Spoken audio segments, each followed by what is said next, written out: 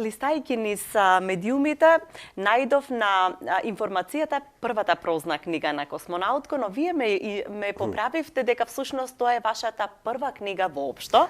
Па еве, како се чувствувате кога враце може да ја имате вашата прва книга, кога она што излегло од вас како размислување, како ставови, впечатоци во текот на долгиот корона период, го имаме сместено помеѓу корици?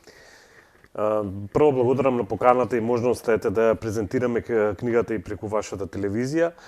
Чувството е, не знам, секогаш кажувам, особено во вакви моменти, некогаш кога ќе се случи ваква некоја убавина, викам, кога би ги кажал сите оние најубави зборови, се она што би значило како се чувствувам, веројатно пак ќе недостасува вистинскиот збор да биде се објаснето.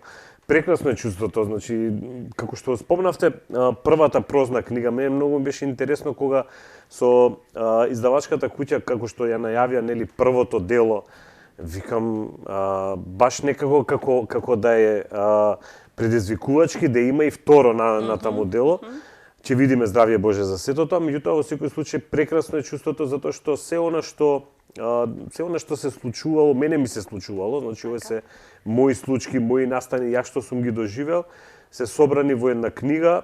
Сега ќе ви кажам како можеби би го опишал најпластично чувството. 6 мај беше денот кога беше подпишувањето, значи промоцијата се уште не е помината, ќе биде на 27 мај официјалната промоција. И сабањето кога станав, кога седнав да пијам кафе и само си реков, јас денес ќе подпишувам книга. Некој да ми речеше порано дека ќе дојде ваков ден, кога на саем на книги, кај што има огромни издавачки куќи, наши познати, кај што има огромни идејци, творци, писатели доаѓаат таму, значи некои врвни имиња, и јас меѓу нив. Така да, тоа е тоа чувството што го нема зборот, а многу опишува. Како дојде до книгата? Чија беше идејата? Некој ве и предложи дека она што се случуваше, тоа што вам ви се случи, треба да излезе во книга, или вие самиот свативте дека ќе исчезне некаде во интернет просторот ако не остане забележано? Знаете како беше, нели, јас во книгата се всушност собрани сите оние некои најчесто постови кои што ги ставав на Facebook, на социјални мрежи, и често ќе имаше коментари, нели, ќе прочитаа луѓето, затоа што има и убави, има и неубави моменти, секако короната се имаше, за жал, во незе. И ќе ми рече, ова треба книга да биде, ова треба да се издаде, ова, и се добро, во сето тоа, нели, супер звучи, меѓутоа мене ми личеше нешто многу далечно, нешто многу комплицирано, дека не е така едноставно само, сакам книга и ајде ќе имам книга. И сега цело време, нели, провејува тоа посакување кај секого, дефинитивно и кај мене бубачката ми ја ставија, и сега си викам, ајде можда ќе излезе некоја шанса, ќе има нешто прилика. И се случува во една месенџер порака од моите драги пријатели Марија и Дејан од Прозарт медија издавачката куќа, тие само пиша зошто да не ја издадеме книгата. И толку беше едноставно, веќе од таму тргна сето тоа. Натаму беше многу лесно. Пак ќе кажам, не знам, нели, не сум во тој филм, не знам што значи издавање на книга, меѓутоа во однос на содржината беше веќе концепирана. Весна, драгата моја пријателка Весна Костовска, лектор, го сорочи незиниот стручниот дел, нели, за да личи и да се чита, да звучи едноставно како што треба да биде.